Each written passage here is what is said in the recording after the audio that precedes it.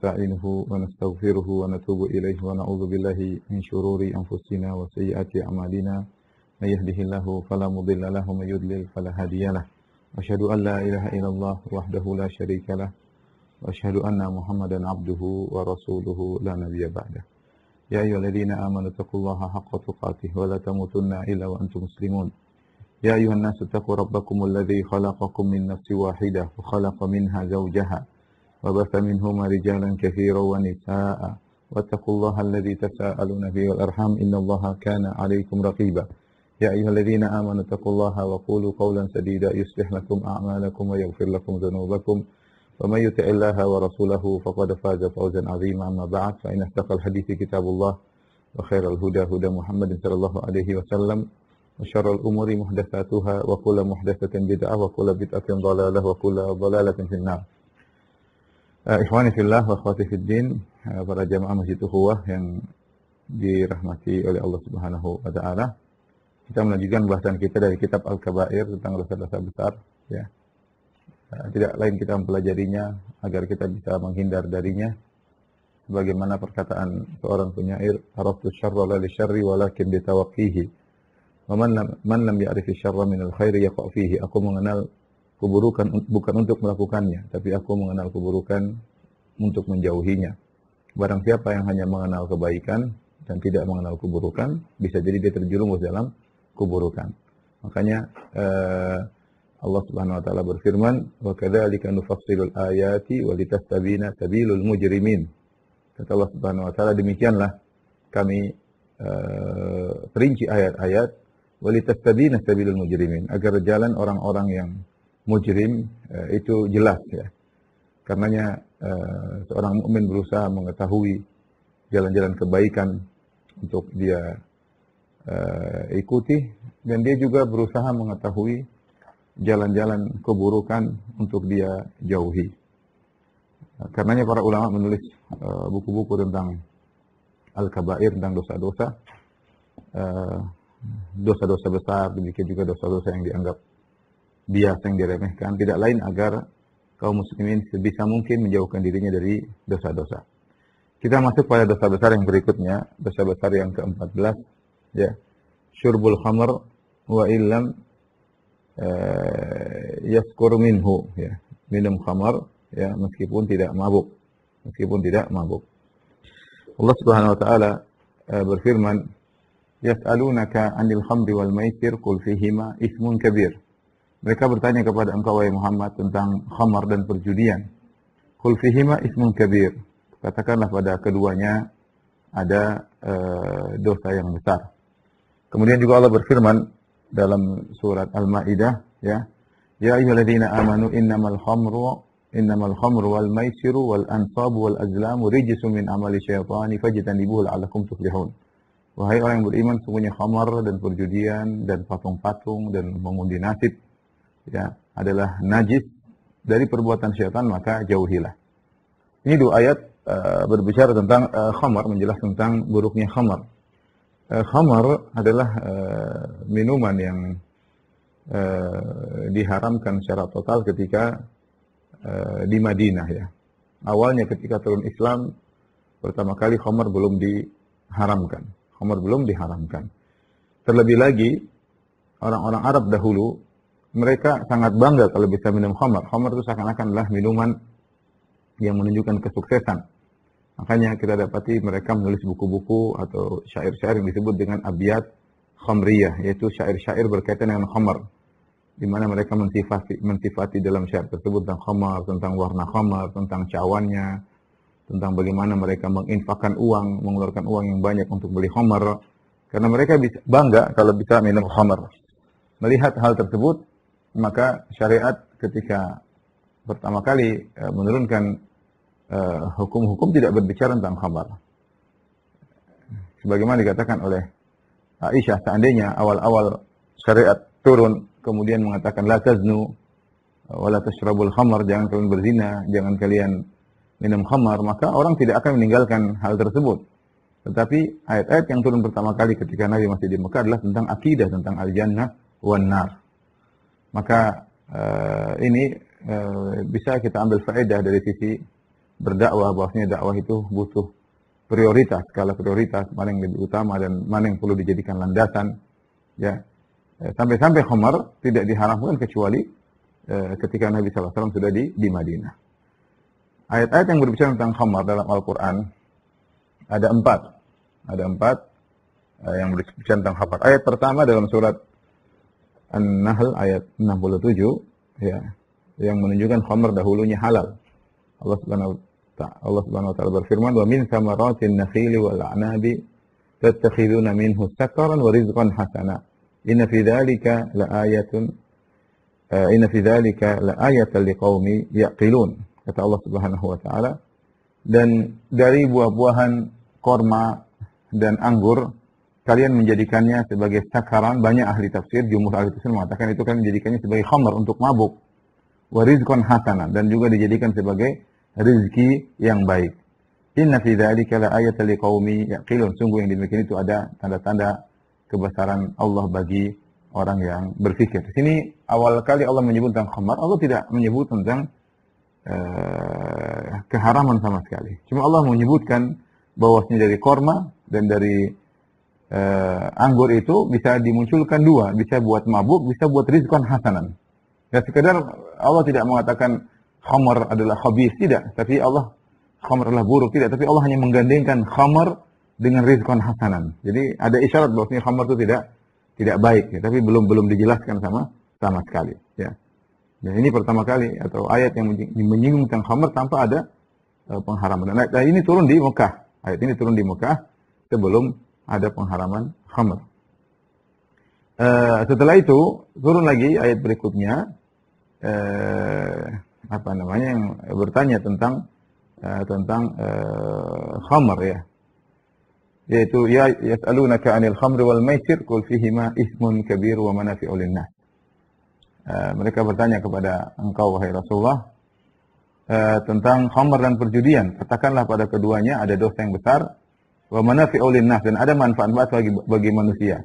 Wa ismuhuma akbaru min naf'ihima, tetapi dosanya lebih besar daripada manfaatnya. Di sini Allah bikin lagi perbandingan, tetapi mulai Allah sebutkan bahwasanya sisi yang kuat adalah pengharaman khamar, ya, karena dosanya besar meskipun ada manfaatnya. Allah tidak mengingkari ada manfaat khamar, ada manfaat perjudian. Memang khamar mungkin orang bisa senang-senang, bisa bergembira, bisa menghilangkan stres, bisa melupakan kesedihan. Dengan judi mungkin bisa meraih uang dengan tiba-tiba, bisa sukses dengan tiba-tiba. Ya, ada manfaatnya. Tetapi Allah bilang wa ismuhuma akbaru min naf'ihima. Dosanya lebih besar daripada manfaatnya. Ini pun belum belum tegas pengharamannya. Kemudian ayat berikutnya Allah melarang minum khamar ketika hendak salat, ya. Ya ayyuhalladzina amanu la taqrabus salata wa antum sukara hatta ta'lamu ma taqulun, ya. Wahai orang yang beriman, janganlah kalian mendekati salat sementara kalian dalam kondisi mabuk, sampai kalian sadar apa yang kalian ucapkan. Ketika itu khamar mulai dilarang, tapi larangannya berdasarkan waktu tertentu, yaitu menjelang salat. Jadi seorang boleh minum khamar kalau waktu dari salat masih jauh. Mungkin kalau pada isya dia minum khamar, subuh dia sudah sadar, tidak jadi masalah, ya. Atau dia minum khamar setelah subuh, kemudian nanti kalau zuhur dia sudah sadar, tidak jadi masalah. Jadi belum diharamkan secara total, tapi diharamkan pada waktu menjelang sholat. Baru kemudian terakhir Allah turunkan ayat dalam surat Al-Maidah yang tegas-tegas mengharamkan khamar. Allah berfirman, ya ayyuhalladzina amanu innamal khamru wal maisiru wal ansabu wal azlamu rijsun min amali syaitani fajtanibuhu la'allakum tuflihun. Wahai orang yang beriman, sungguhnya khamar dan perjudian dan berhala-berhala serta alat yang menggunakan untuk mengundi nasib adalah najis dari perbuatan syaitan, maka tinggalkanlah, semoga kalian beruntung. Jadi kita lihat ternyata ada 4 ayat dalam Al-Quran yang menunjukkan tahapan pengharaman khamar. Tentunya ketika kita bicara sekarang tentang khamar, kita langsung aja bilang haram, ya, karena kita sudah pada hukum final. Hukum finalnya adalah haram.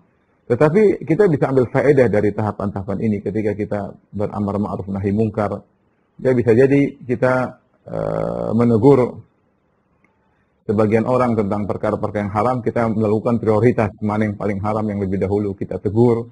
Karena kalau kita tegur secara total, mungkin dia tidak mampu meninggalkannya secara total ya. Tidak semua manusia mampu untuk meninggalkan maksiat secara keseluruhan ya. Namanya hati lemah, masih terpikat dengan perkara-perkara yang haram, maka kita punya fikih melakukan prioritas dalam mengingkari kemungkaran sebagaimana yang dilakukan oleh para ulama. Yang paling utama adalah mengingatkan kaum muslimin daripada kesyirikan, dosa-dosa yang paling besar, baru kemudian bertahap dosa-dosa yang lain dan tidak secara total. Di antara hikmahnya kita bisa ambil dari sejarah bagaimana pengharaman khamar yang tidak langsung ya, ada tahapan-tahapan. Ya, demikian juga mungkin kalau ada orang misalnya melakukan maksiat, kita tegur, ini tidak bisa meninggalkan secara total, baru meninggalkan sedikit-sedikit, kita biarin saja. Kita bilang tidak boleh, tapi kita biarin saja. Mulai dia tinggalkan, sampai dia bisa meninggalkan dengan total. Ya. Baik, ini tidak lain karena khamar benar-benar mendarah daging di orang-orang Arab ketika itu.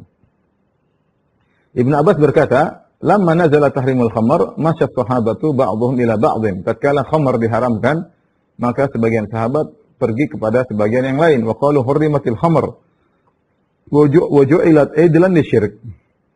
Khamr telah diharamkan berdasarkan surat Al-Maidah tadi dan dijadikan sebagai pasangannya kesyirikan, yaitu gandingannya kesyirikan. Karena dalam ayat ini Allah mengatakan innamal khamru wal maisir wal ansab, sungguhnya khamr dan perjudian dan al-ansab. Al-ansab itu menyembah berhala kesyirikan, wal azlam, mengundi nasib dengan alat tertentu, ini juga namanya kesyirikan.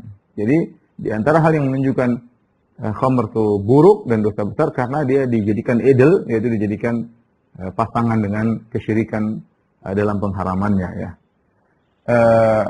Kemudian Abdullah bin Umar berpendapat bahwasanya khamr adalah dosa yang paling besar. Maksudnya dosa yang paling besar bukan lebih besar daripada syirik, tapi dia dosa yang paling berbahaya karena dia dikenal dengan ummul khaba'ith. Oleh karenanya Az-Zahabi mengatakan wahiyya bila raib ummul khaba'ith. Dan tidak ada yang ragu bahwasanya khamr adalah induk daripada keburukan-keburukan. Induk dari keburukan-keburukan. Orang kalau sudah minum khamr, dia bisa melakukan apa saja ya. Dia bisa melakukan hal-hal yang di luar daripada jangkauan akalnya ya. Dia bisa membunuh saudaranya sendiri, dia bisa membunuh istrinya sendiri, dia bisa berzina dengan siapa yang dia ingin ya. Dan bisa berkelahi, dia bisa membongkar aibnya, ya, dia bisa membongkar rahasia-rahasianya, jadi bisa melakukan apa saja, ya. Otak sudah nggak jalan, ya, namanya orang sudah akalnya hilang, maka dia bisa melakukan apa saja. Maka disebut dengan umul khaba'is, ya, umul khaba'is, induk daripada segala keburukan, ya. Dan kita lihat bagaimana banyak kejadian terjadi perkelahian, terjadi pembunuhan, terjadi kadang perzinahan, terkadang pemerkosaan, ya, terjerumus dalam hal-hal yang parah. Kenapa? Karena diawali dengan khamar. Karena dengan khamar seorang fly mudah bagi dia untuk melakukan maksiat-maksiat yang lain. Tadinya mungkin malu, tadinya mungkin nggak berani, kasih khamar. Oleh khamar dia nggak malu lagi. Oleh khamar dia jadi berani, ya. Dia bisa melakukan apa saja ya, dengan dikasih khamar terlebih dahulu. Makanya benar kalau dikatakan umul khaba'ith, induk daripada dosa-dosa. Kemudian kata Zahabi rahimahullah, wa qad lu'ina syaribuha fi ghairi ma hadis, dan peminum khamar telah dilaknat dalam banyak hadis ya. Sebagaimana dalam hadis Ibnu Umar disebutkan lu'inal khamru ala asyrat aujuh. Khamar itu dilaknat dari 10 sisi. Ya. Semua yang berkaitan dengan khamar dilaknat. Ya, pertama khamarnya sendiri bi ainiha, khamar sendiri terlaknat. Wa asiruha, yang memerah anggur untuk jadikan khamr juga dilaknat. Yang ketiga, mu'tasiruha, yang minta untuk diperahkan anggur untuk dijadikan khamr juga dilaknat. Wa ba'i'uha, yang menjual khamr juga dilaknat. Wa mubta'uha, pembeli khamr juga dilaknat. Wa hamiluha, yang membawakan khamr untuk menuangkannya ya juga dilaknat. Wal mahmulatu ilaihi, yang dibawakan khamr kepadanya juga dilaknat. Wa akilu thamaniha, pemakan hasil dari jual beli khamr juga dilaknat. Wa syaribuha, peminum khamr dilaknat. Wa saqiha dilaknat, dan yang menuangkan kicauan juga dilaknat. Jadi kita kenyataan khamr menjadi suatu, kalau negara orang-orang barat ya, khamr adalah suatu minuman keseharian mereka. Bahkan mereka berbangga-bangga dengan jenis-jenis wine tertentu ya. Dan tadi ada kesan bahwasanya kalau orang minum khamar itu orang yang berhasil, dan itu kesan jahiliyah. Saya katakan tadi, orang jahiliyah dahulu menyangka kalau orang minum khamar itu orang sukses. Ya, dia bisa bersenang-senang khamar. Maka zaman sekarang masih demikian. Orang-orang kalau sudah sukses kemudian bisa minum khamar seakan-akan orang hebat, ya, orang maju, modern dan yang lainnya. Ya. Bahkan sebagian orang menjadikan botol-botol khamar mereka sebagai hiasan di rumah mereka. Apalagi botol-botol khamar dari jenis wine yang sangat mahal, di tahun berapa atau beli di mana, dipajang sebagai bentuk kebanggaan bahwasanya kita memiliki minuman kesuksesan, yaitu minum khamar. Ini adalah adat jahiliyah yang masih ada di sebagian kaum muslimin. Kalau orang-orang barat, orang kafir, mereka jelas bangga dengan khamar. Tapi kita bicara tentang kaum muslimin, ya. Kaum muslimin sebagian mereka tadi merasa bangga kalau punya berhasil minum khamar. Jadi khamar umul khaba'ith, induknya berbagai macam keburukan. Kemudian khamar juga adalah terlaknat, ya. Makanya Rasulullah melarang kita semeja dengan orang yang minum khamar, ya. Tidak boleh, ya. Baik. Kemudian Imam Zahabi membawakan hadis, "Man syaribal khamra fajliduhu."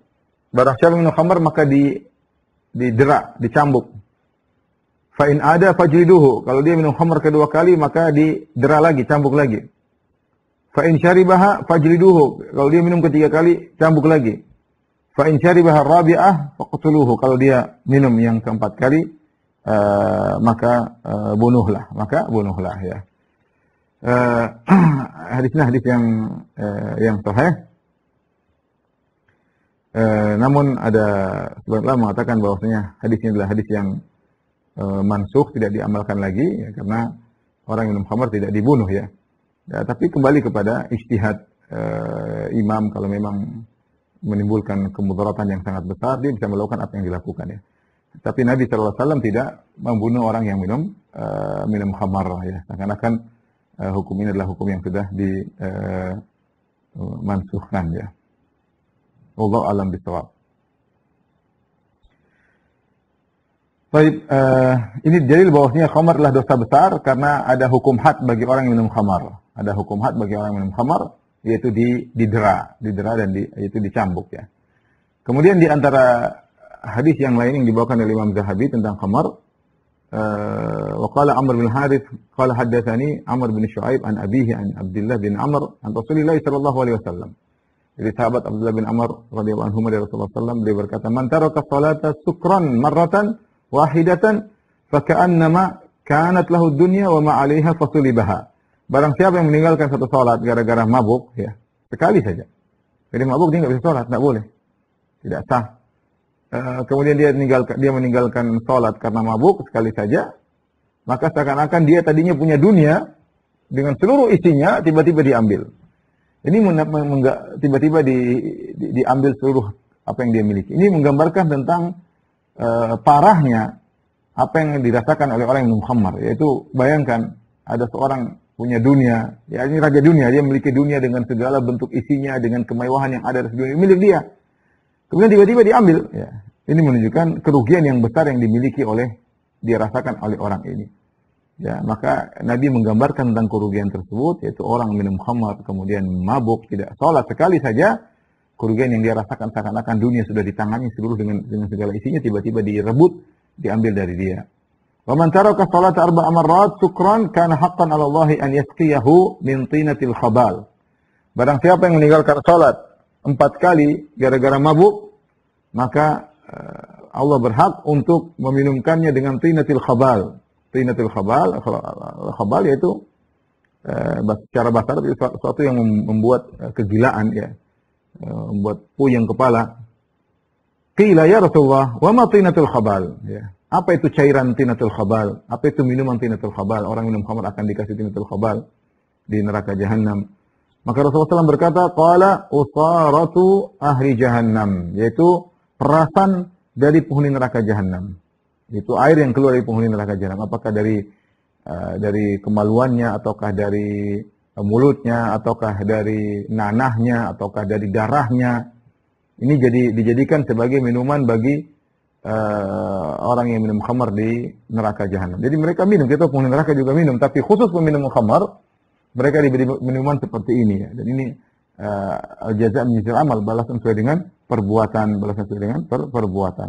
Mereka di dunia bernikmat-nikmat dengan minuman yang haram, maka di akhirat mereka dikasih juga minuman yang membuat mereka tersiksa.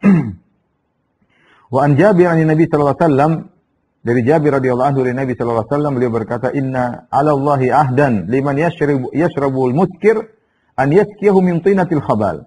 Sungguhnya Allah punya janji bagi orang yang minum khamar, yang memabukkan, Allah akan berikan dia minuman dari tinatil khabal. Qila wa ma tinatul khabal, ya Rasul, apa itu cairan tinatul khabal? Qala araqu ahlin nar, yaitu keringatnya penghuni neraka jahanam. Ya. Keringat kita di dunia aja begitu baunya, apalagi keringatnya penghuni neraka jahanam. Au qala, atau dia berkata, atau Rasulullah SAW berkata, utaratu ahlin nar, yaitu cairan yang diambil dari perasaan tubuh penghuni neraka jahanam. Hadis riwayat Muslim, ya, hadis riwayat Muslim. Kemudian juga dalam hadis yang lain yang menjelaskan tentang bahaya minum khamar, kata Nabi sallallahu alaihi wasallam, "Man syaribal khamra fid dunya hurimaha fil akhirah." Hadis riwayat Bukhari dan Muslim. Barang siapa yang minum khamar di dunia, maka dia akan terhalangi dari meminumnya di akhirat. Ya, maka ini ada khilaf di kalangan para, apa maksudnya kalau dia minum khamar, dia tidak akan minum khamar di akhirat. Kita tahu di antara minuman yang Allah sering sebut-sebut bagi penghuni surga adalah minum khamar. Khamar, cuma khamarnya tentu berbeda. Kalau khamar di akhirat tidak memabukkan, tidak bikin pusing, ya. Tetapi Allah menyebutkan banyak khamar dalam ka'san, ya. Bahwasanya di antara nikmat yatanaza'una fiha ka'san la lahum fiha wala ta'sim, di mana mereka minum khamar. Ya, kemudian juga Allah menjelaskan di surga ada sungai dari sungai khamar, ya. Dan itu antara minuman yang Allah sering sebutkan. Di antara kelezatan minuman Allah sering sebutkan namanya khamar. Ya, karena mungkin di dunia minuman terlezat ya khamar. Maka Allah namakan minuman terlezat di surga yang diketahui oleh manusia dengan nama khamar. Tentu hakikatnya berbeda. Nah, bagaimana orang yang minum khamar di dunia, kemudian dia tidak minum di akhirat, tidak minum di surga? Apa maksudnya ini hadis ini? Maka secara umum ada dua pendapat. Pendapat pertama mengatakan, kita ambil zahirnya hadis ini. Yaitu kalau ada orang minum khamar, kemudian dia masuk surga, ya, kemudian dia masuk surga, entah ternyata pahalanya lebih banyak, atau mungkin dia bertobat kemudian masuk surga, maka ketika di surga dia tidak akan punya syahwat untuk minum khamar.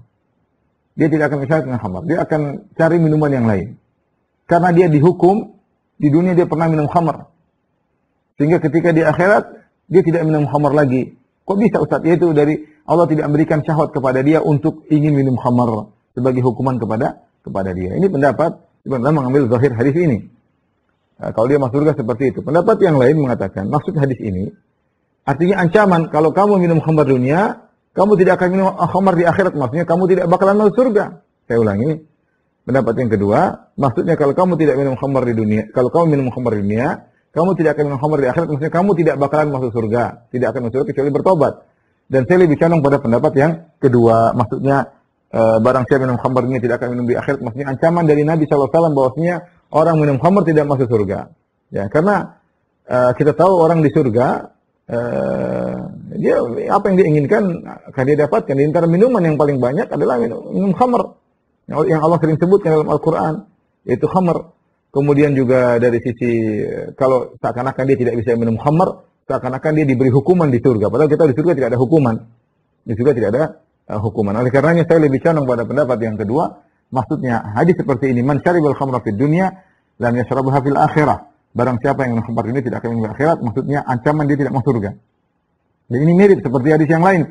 Kata Rasulullah SAW, man labisal hairara fid dunya lam yalbashu fil akhirah. Barang siapa yang pakai, laki-laki mana yang pakai kain sutra di dunia, dijadikan baju, dia tidak akan pakai kain sutra di akhirat. Maksudnya bukan dia masuk surga, kemudian pakaiannya bukan dari sutra. Enggak, karena kita tahu pakaian penghuni surga adalah dari sutra. Pakaian penghuni surga dari sutra. Kalau gitu maksudnya apa? Maksudnya, kalau dia pakai kain sutra di dunia sebagai baju, maka dia terancam tidak masuk surga. Karena kalau dia masuk surga, dia harus pakai pakaian terbuat dari sutra. Ya. Waman syariba min aniyat zahabi awil fiddah, barang siapa yang minum dari bejana terbuat dari emas atau perak, maka dia tidak akan meminumnya di akhirat. Kenapa? Karena Nabi SAW berkata tentang khamar, syarabu ahlil jannah, khamar adalah minuman penghuni surga. Tentang sutra, libasu ahlil jannah, pakaian ahli surga. Kemudian bejana emas dan perak, aniyatu ahlil jannah, adalah bejana emas dan perak adalah bejana milik ahli surga. Ini menguatkan bahwasanya hadis seperti ini maksudnya ancaman barang siapa yang minum khamar di dunia tidak masuk surga. Sebagaimana yang pakai laki-laki yang pakai surga di dunia tidak akan masuk surga. Sebagaimana laki-laki atau orang yang memakai bejana dari emas dan perak, piringnya dari emas, minumnya gelasnya dari perak, tidak akan masuk surga. Maksudnya demikian ya. Ancaman. Kemudian hadis berikutnya dari Nabi SAW, qala mudminul khamar in mata laqiyallah ka'abidi wasan. Hadis riwayat Ahmad dalam musnadnya. Kata Nabi SAW, orang yang minum khamar, kalau dia meninggal, dia bertemu dengan Allah seperti abidi wasan, seperti penyembah berhala. Seperti penyembah berhala. Ya. Seakan-akan hadis ini, saya ulangi, kata Nabi, barang siapa minum khamar, kemudian dia meninggal, dia tidak bertobat ini, dia meninggal, maka dia seperti bertemu Allah seperti ka'abidi wasan, seperti penyembah berhala. Apa maksudnya? Zahirnya seakan-akan orang minum khamar kafir, ya. Karena penyembah berhala adalah musyrik, kafir, keluar dari Islam. Namun Allah mengatakan hadis ini dibawakan dia akan hukumnya seperti penyembah berhala jika dia menghalalkan khamar tersebut. Dan kita tahu istihlal ma harramahullah kufrun. Menghalalkan suatu yang haram adalah kekufuran.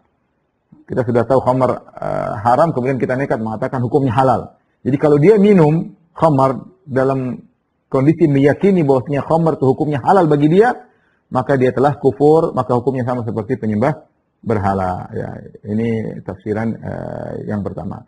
Adapun kalau kondisi dia ternyata dia tidak merasa khamar itu halal dan dia merasa khamar itu adalah haram dan dia merasa berdosa sebagaimana pelaku-pelaku maksiat yang lain, seperti sekarang banyak orang melakukan zina, banyak orang memakan riba, banyak orang mencuri, mereka tahu itu haram. Tidak ada yang mengatakan zina halal meskipun berzina. Ya, cuma tidak ada pilihan lain. Meskipun mungkin mereka suka dengan perbuatan tersebut, tapi mereka tahu hukumnya haram. Ya, sama pezina tahu hukumnya haram. Mereka tidak menghalalkan. Ya. Sama, kebanyakan kaum muslimin minum khamar, mereka tidak bilang itu halal. Kita tidak bicara tentang orang-orang Nasara yang mereka minum khamar halal, bahkan terkadang digunakan dalam acara-acara keagamaan mereka. Ya, tapi secara umum kaum muslimin minum khamar, mereka meyakini khamar tersebut hukumnya haram. Nah, kalau dia meninggal tidak bertobat kepada Allah Subhanahu wa taala, maka dia bertemu dengan Allah seperti penyembah berhala, maksudnya dia seperti pemuja khamar. Ya. Seperti budaknya khamar. Ya, orang menyembah berhala benar-benar tunduk kepada berhala, menyerahkan ketundukannya, kehinaannya di hadapan berhala, sama seperti peminum khamar. Dia menyerahkan ketundukannya kepada khamar, benar-benar dia kecanduan. Maka hari-harinya adalah khamar, tujuannya adalah khamar, bagaimana bisa beli khamar, pekerjaan bagaimana bisa khamar, seperti dia adalah budak daripada khamar tersebut. Ya. Dan ini menunjukkan bahwasanya khamar adalah dosa besar ya. Saya pernah ketemu dengan kawan. Waktu kita ke hotel, tahu-tahu di depan lobi hotel ada berbagai macam wine ya. Kemudian dia mengatakan, Ustaz, dulu waktu masih jahiliyah, ini minuman paling enak adalah wine. Belum bisa menemukan minuman lebih enak daripada wine ya. Ya mungkin wine berjenis-jenis bermacam-macam ya. Tapi kata dia ini adalah minuman yang paling lezat untuk di dunia adalah wine ya. Makanya ketika Allah sebutkan tentang nikmat minuman di akhirat, Allah sebutkan di antaranya adalah khamar. Tentu khamar di akhirat tidak sama dengan khamar di dunia. Baik. Kita lanjutkan ya. Hadis yang berikutnya, hadis Al-Kabirah atau pembahasan berikutnya Al-Kabirah Al-Khamisah Asyarah, yaitu dosa besar yang ke-15. Dosa besar yang ke-15 adalah kibr wal fakhr wal khuyala wal ujub wat tih ya. Maknanya mirip-mirip, yaitu sombong, angkuh ya. Mentang-mentang, ujub ya, merasa hebat. Ini makna digabungkan oleh Al-Hafiz Az-Zahabi rahimahullahu ta'ala. Namun yang sebenarnya Al-Ujub adalah tingkatan di bawah daripada kesombongan ya. Al-Ujub adalah sarana untuk mencapai kesombongan. Kalau orang sombong sudah pasti dia ujub. Tapi kalau orang ujub belum tentu dia sombong ya. tapi dia adalah sarana untuk mencapai pada kesombongan. Oleh karena itu sebagian ulama menyamakan ujub dengan sombong, karena hampir begitu berdekatan. Orang ujub biasanya sombong, otomatis itu biasanya. Tapi kalau kita melihat kelaziman tidak harus lazim dia sombong. Tapi kalau bicara kenyataan, kebanyakan orang ujub dia pasti sombong merendahkan orang lain. Kenapa? Ujub kan merasa dirinya berjasa, bahwasanya dia bisa berhasil karena dirinya. Nah, ketika ada timbul seperti dia lupa bahwasanya ini semua nikmat dari Allah Subhanahu wa taala, sehingga dia lupa menyandarkan nikmat kepada Allah Subhanahu wa taala, akhirnya timbullah dia merasa dirinya hebat, merasa tinggi, akhirnya dia kelazimannya dia merendahkan orang lain.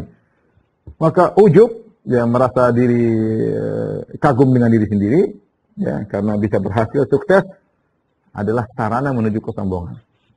Namun karena seperti suatu yang lazim orang yang ujub dengan sombong, maka sebagian ulama menyamakan ya, artinya membawakan ujub ya sombong ya, ujub ya sombong ya. Seperti Al-Imam Az-Zahabi rahimahullah taala menggandengkan dosa ini berbarengan. Karena saya katakan tadi ujub sangat mudah melazimkan munculnya kesombongan. Al-kibr wal fakhr wal khuyala wal ujub mati. Baik. Inilah dosa besar ya. Di antara hal-hal yang menunjukkan dosa besar ya, Imam Zahabi menyebutkan dalil-dalilnya. Pertama yang dibawakan adalah firman Allah Subhanahu wa taala, "Wa qala Musa inni uztu bi rabbi wa rabbikum min kulli mutakabbirin la yu'minu bi yaumil hisab." Dan berkata